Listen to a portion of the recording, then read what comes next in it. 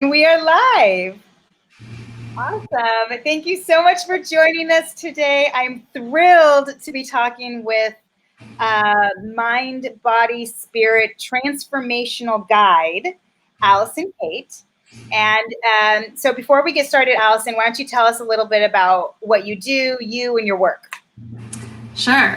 So this conversation is going to mainly be around hypnosis and past life regression, but I am a hypnotherapist, healer, and yoga and meditation teacher based in New York City, and I use a wide variety of modalities, which really allows me to customize specific protocols for each client that I work with, addressing the body, your mind, and your energy, and also customizing it for your unique circumstances and goals and desires. And I find that taking this holistic approach to healing is most effective and transformational, like not just the quick fix or feeling better temporarily, but really long-lasting results. Yeah, cool. I mean, I love it. I think it's so great because one of the things I really appreciate about it with you, our work, is that I kind of just tell you what's going on, and you will just make a suggestion of like what type of work to do, which I really appreciate it because, I think when I first met you, I was most interested in past life regression, actually, ironically, but that was years ago. That was at least 5 years ago. How did we meet? We met at a business event. Yes, a network. Yeah, business networking event. And you were kind of the only other, not that I fell into that category at the time, but kind of like spiritual business. And so it was really, and it turned into a friendship, which was really great. I really value that. And that was actually through Matthew Hegum for me. And that's how I got invited to that. So shout out to Matthew on that. But anyways, yeah. So I love that that I don't, like, as your client, I don't have to come to you and say, I need a past life regression. I just say, here's what I'm dealing with. Here's my blocks. And then you have this bag of tools that you can dig into. Super cool. Yeah, I mean, I feel really lucky for that. And all of the modalities that I use are things that I've used along my own healing journey as well. And I've studied extensively. So they're things that I really believe in and fully, get behind. And it's interesting because I'll always meet a client where they're at. If they have a specific request or modality they're interested in, we do it. But in general, some things, someone might be interested in one kind of service, but really another kind of service would help do some clearing work or get their energy more balanced or help their body not be in pain. So it's nice when I can customize a specific set of series or even home practices to give people. So it really supports the work in between. Cool. Yeah. I think we also did Theta Healing, which was amazing. Another conversation. That's one of my favorites. Yeah. Yeah. And also you did an event that I partnered with the Chamber of Commerce, the Chelsea Greenwich Village Chamber of Commerce, where you showed a bunch of these things that people can do at home. So, once we get events going, I would love to do another event with you. Yeah, and I offer those workshops for free because if anyone can get a group, you have a family, friends, community together, I think it's so valuable to teach people things that they can do on their own. And then, people want to work one-on-one after, that's fine, but they don't have to. They're powerful all in themselves. Yeah. Awesome. Yeah, so valuable. Way to over-deliver. That's conscious capitalism. I love that. So, and I know you also have a background as an artist. You were a dancer for a number of years. Do you consider, now pretty much full-time, I know you do this kind of wellness work, but do you consider yourself still an artist? I do. And actually probably now more than ever, because when I was younger, things were much more in the box. Like I learned to play music, but it was by sheet music, not improv and things like that. And so I always felt much less artistic than other people that I admired in that way. And then dance is certainly an expression of that for me. But really in my work, especially getting to customize specific protocols and use my intuition to sense what people are needing. And then it's like a potpourri style, and that's my art, like getting to weave in and out of stories and healing. And especially when I feel connected to a larger energy, it feels really inspired and creative. And it's a special thing about it to me specifically. Cool. Oh man, we should do a whole episode on that because that in and of itself, I think is really fascinating. But okay, so today we're here to talk about past life regressions. And you gave me 2, actually, which I'm really glad I had 2 to kind of compare on. Total, it was such a head trip for me. And I, by the way, for those of you at home, I think I am very difficult to hypnotize. I overthink. I'm an overthinker. I'm always in my head. So, and I don't think I was ever at any point kind of unconscious. So, kind of props to you. You were able to guide me and to kind of keep me detached enough from my thoughts. Do you find that a lot, like as far as people being easily hypnosable, and is that relevant? Well, in general, hypnosis gets sort of a bad rap, or it's widely misunderstood because of the movies and stage hypnotists, which is much more of like sort of illusion tricks. But they say that all hypnosis is self-hypnosis because you can't relax or you can't be hypnotized in a sense unless you really want to be and you want to go there. And so part of my job is really just creating that container, like a safe place, feeling safe with me, feeling safe in the progression of how it's going. And if anything sort of jarring or emotional comes up in the process of giving that reminder and different techniques to shift out of the emotions and still be able to witness it so that you can have that more in the frontal part of your conscious, but not experience sort of like the re-traumatization in some ways. And then paying attention to state change. So when you start to come out a little bit because you might feel agitated, to relax and go back in. And vice versa. Some people, especially in different kind of hypnotherapy work, will fall asleep because they're really sleep deprived or they haven't relaxed that much in a long time. And so it's keeping it a little bit more up tempo for them so they can stay present to what they're working through. Yeah, cool. And now we call it past life regression, but in the first one that we did, I felt like we definitely went to another dimension and I was able to communicate with something in real time, which was such a trip. And one of the things we talked about, and this is a way of kind of introducing, I think, this idea of past life regression, is one of the things you said to me is that really past lives are just other dimensions.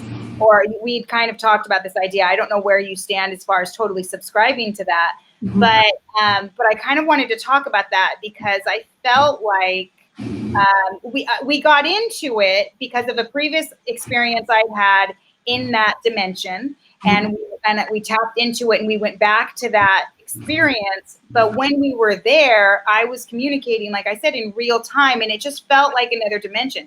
So what is your kind of thoughts about this idea of past lives just being other dimensions? Yeah, so I have so many thoughts related to that. So jump in at any point. I don't want to go too long, but in general, with past life regression, it's totally irrelevant whether you're a believer in past lives or reincarnation, because, sort of like if there's a wide spectrum, on one end of the spectrum, you have people that believe that they're experiencing a past life or some other lifetime in general, and that we have access to those subconscious memories. And then like somewhere in the middle is the understanding that maybe we lived past lives, but in this body, do we have access to those specific memories? All the way the other side of the spectrum is not believing at all and using past life regression as a metaphoric tool for healing and deeper self-knowing and understanding. And so again, it's like for people that experience this kind of hypnosis, the biggest sort of aha or awakening is that your perspective is blown so wide open, because whether your subconscious is talking to you in metaphors or you're having a real memory related experience, it sheds light on yourself and on issues and patterns in a way that other modalities don't. And then the second sort of caveat to that is like time being an illusion. If you don't necessarily believe in linear time, which a lot Time is relative, then it's like past life regression, right? Past life regression is just a label, but can we be experiencing past, or can we be experiencing future, or are they parallel lives, or are they other dimensions where similar realities is are going on at the same time. And that's why a lot of, I blended a lot with the future as well, because if the future is infinite pathways, then exploring different avenues is really interesting. So yeah, again, dimensions within like universe and cosmos and all of that. I think there are many layers of options and opportunity, and why box yourself in with that title in a sense. Yeah, fascinating, because, I wrote a whole blog on time too, actually, about time being relative. And I've always really, really subscribed to nonlinear time, in part because I think nonlinear, I think. But when you mentioned this, but I've also always believed in past lives. So when you kind of mentioned that idea of it really just, it's not necessarily past, it's just like memory is just like maybe even another dimension. I just blew my mind. Yeah, and I mean, I sort of have subscribed to that too, in a general sense of like, my soul is on an evolutionary pathway, so there must be past lives because there's a progress to, I'm learning and growing, so there's some evolution. And maybe that's all happening simultaneously. Like maybe something that my brain would understand as something that happened in the 1600s is happening exactly at the same time in another dimension and ripples through to my experience now, or to a future self, quote unquote, a future self. Or so it's really, endless possibilities. It's really exciting. Yeah, cool. And I just have to give a shout out to the TV show Rick and Morty. And I know you haven't seen it yet, right? But I love that show because the premise of the show is they are literally traveling. The scientist creates a portal, a gun, basically, to travel between dimensions, across space and time. So just watching that show, I mean, it's a cartoon, it's on Adult Swim, but it's really helped me wrap my mind around that, this idea of infinite possibilities too. Yeah, and I guess I'll add, everyone's got different beliefs spiritually too, but for me personally, when I'm sort of connected with some higher energy, or what I feel or consider to be some higher energy, time feels much more like an illusion there as well, and sort of like beyond time and space. So then coming back into this 3D reality feels weird in some ways. Or people will say in hypnosis sessions, when it's been 45 minutes and we need to wrap up, that it felt like only 10 minutes or something. So when we go into alternative parts of our consciousness, that's not like the frontal cortex thinking brain that analyzes everything, and we experience things from our body or from our subconscious mind, time is different. And that's almost proof enough that something is not as we label it. Yeah, cool. Yeah, I love it. During the second one that we did, there were times where, well, actually, I think during both of them, but there are times where I would get blocked. And you had said, well, use your imagination, allow yourself to use your imagination to fill in the blanks. And I know you did a really great job of like kind of leading me to painting the full picture, which I know is an important part of it. But then afterwards, especially for the second one, which was much more personal for me, I felt afterwards, I kind of felt like, well, maybe these are lessons that I always knew deep down inside. And then it begs the question in my mind, because I'm an overthinker, of, well, if I was using my imagination, did I just create the whole thing? And is it really a past life? Did this really happen? Or was this just me taking these issues that I have bottled up, or that need addressing, and expressing them in this like trippy way? And you've talked about using imagination as a way of releasing judgment, which it worked for me, certainly got me out of the block.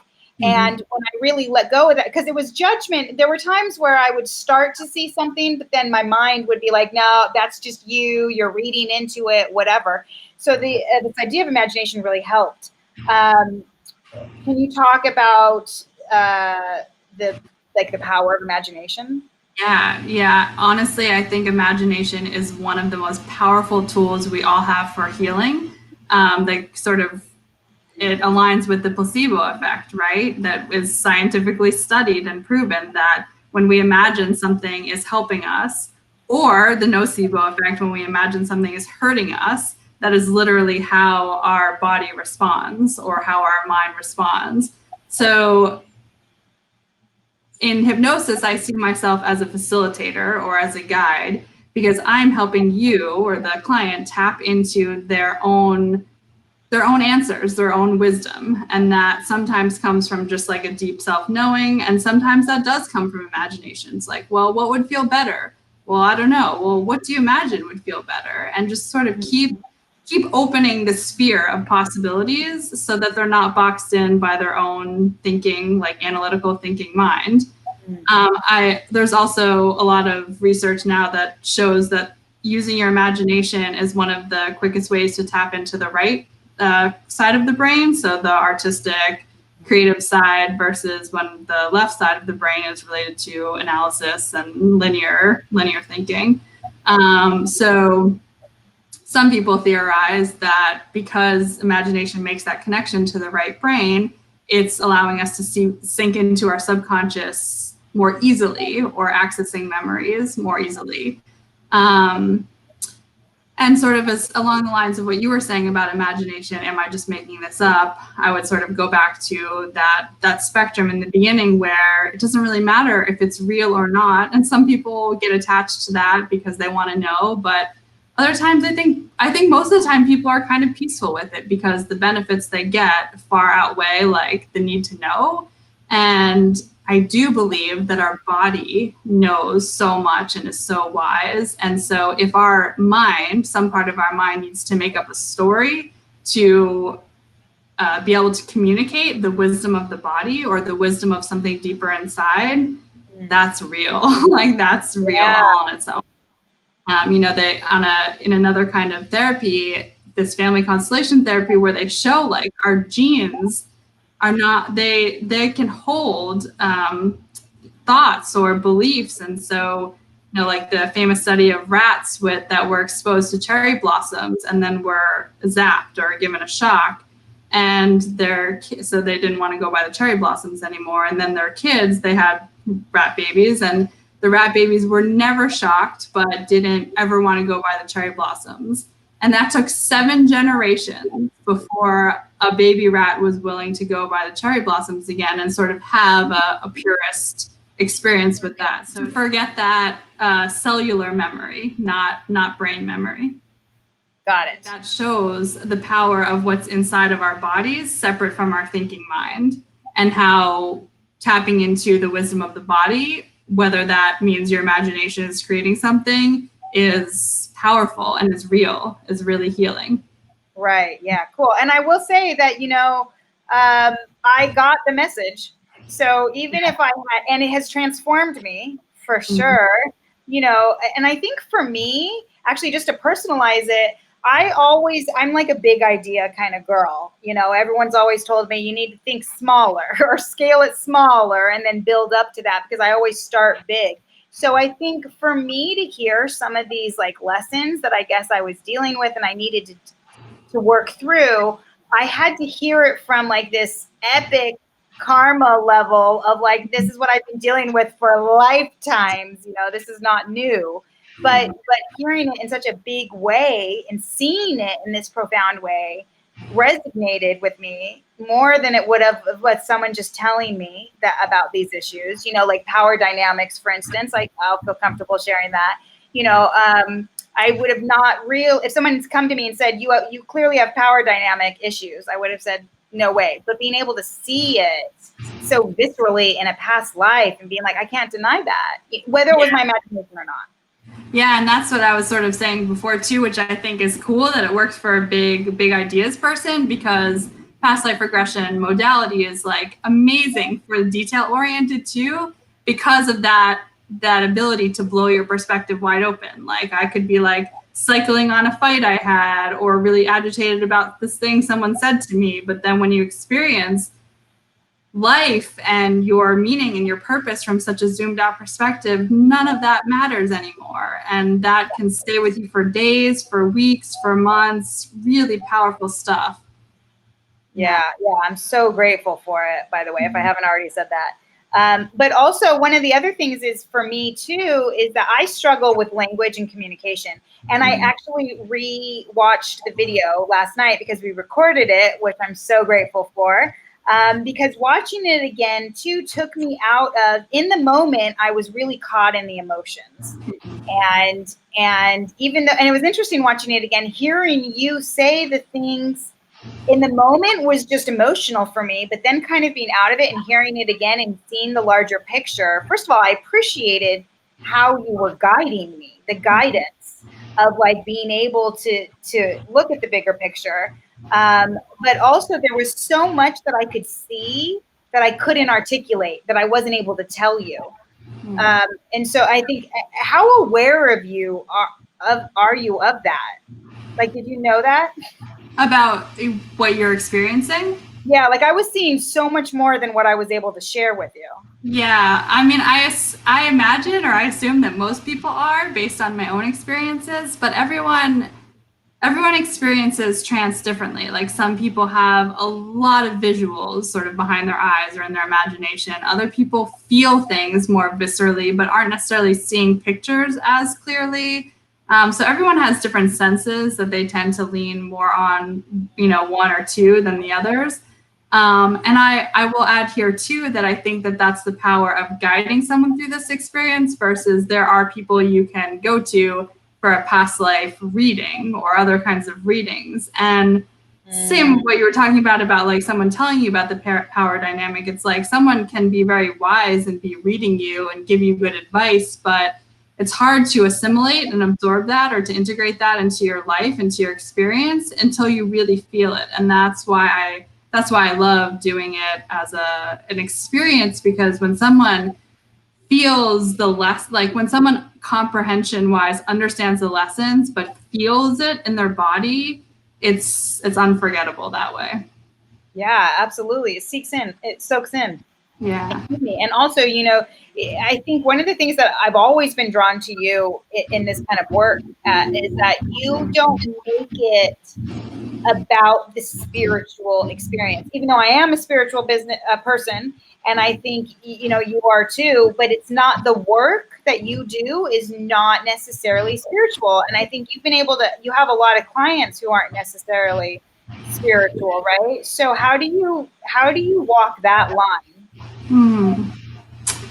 Yeah, that's a good question to sort of lay out, because I think it's more sort of gut instincts in the moment as far as what people are open to, and being able to read like what someone's open or susceptible to hearing versus what's going to make a person shut down. And a lot of that is really good listening on my part to getting a sense of who this person is and what they're coming in with and what levels they're interested in working on.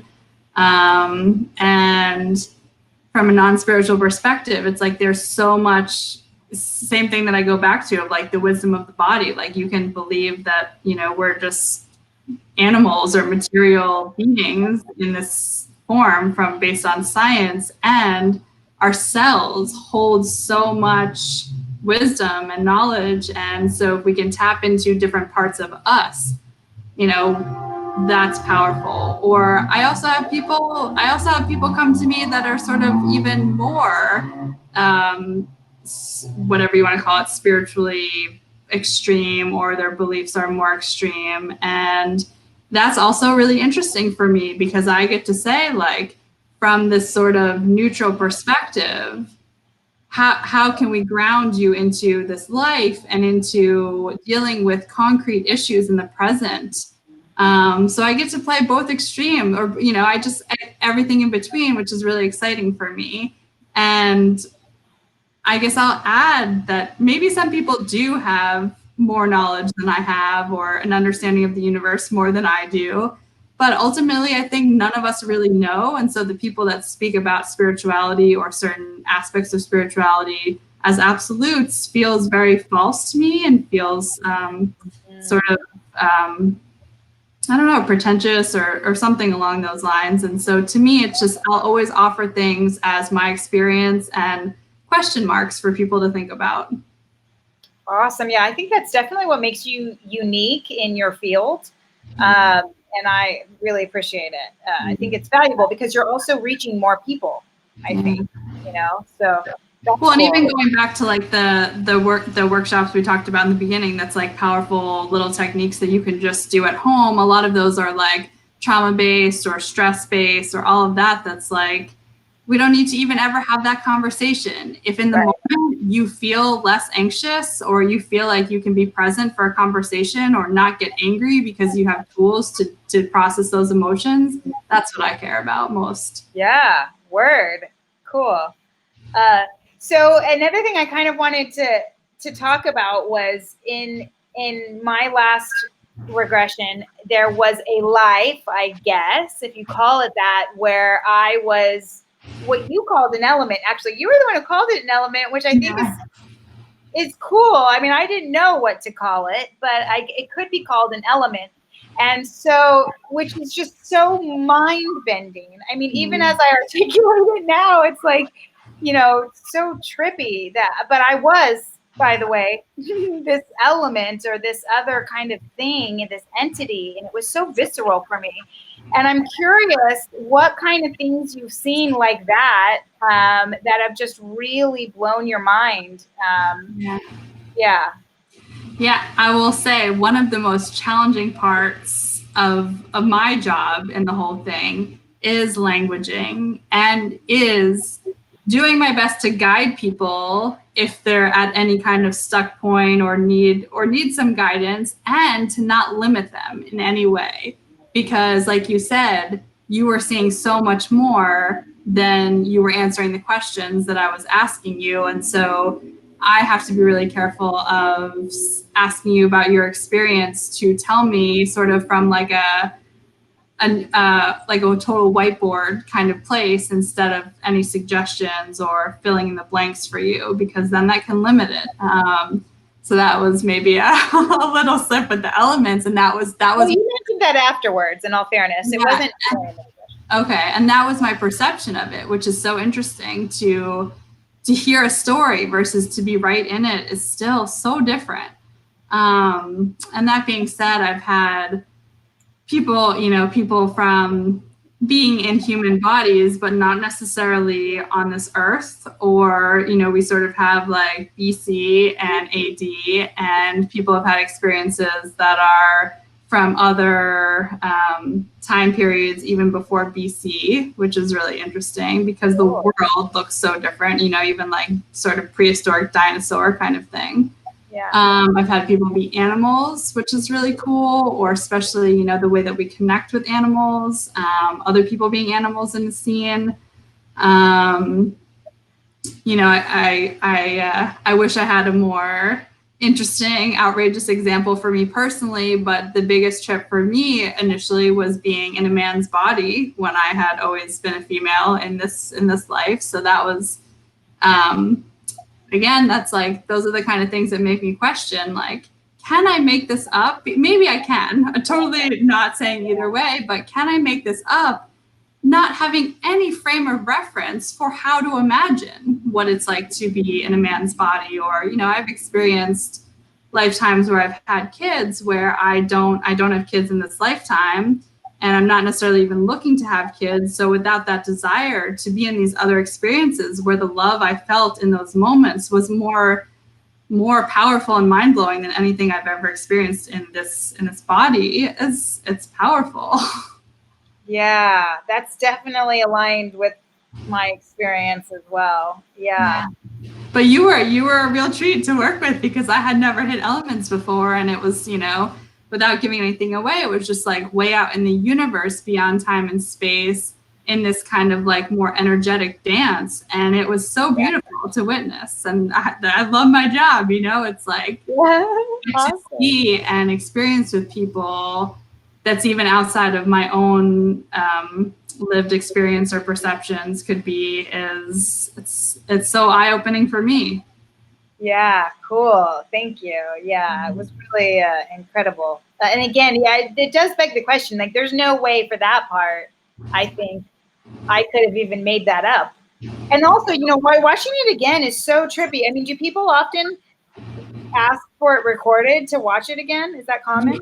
Yeah, I mean, now, especially now that I've been doing way more sessions online, I always offered both, but a lot of people chose to do it in person because they felt like it was better for some reason. But now with the pandemic and things being the way they are and more people doing things online, I feel like people are really starting to understand the benefit of that. One, because you can be in the comfort of your own home and it's easier to let go for a lot of people and feel safe.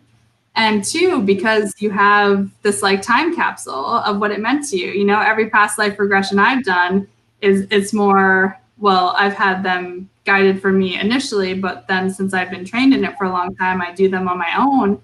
And I have to journal about it after and write about it if I want to remember all the details because there's no record. So I think it's awesome to have that. You could always record it. Yeah, but I'm not talking out loud because it's not a conversation. Oh, right. Yeah. Yeah. Yeah. What a trip. Interesting. So we're almost out of time. Is there anything else you want to add? In general, past life regression is wonderful for anything. You know, a lot of people think about it as far as if they have a fear or phobia that they, or even a relationship pattern that they don't understand or they're having a hard time breaking. Like some people will give the example of that they were really scared of water, and then they experienced a past life regression where they drowned.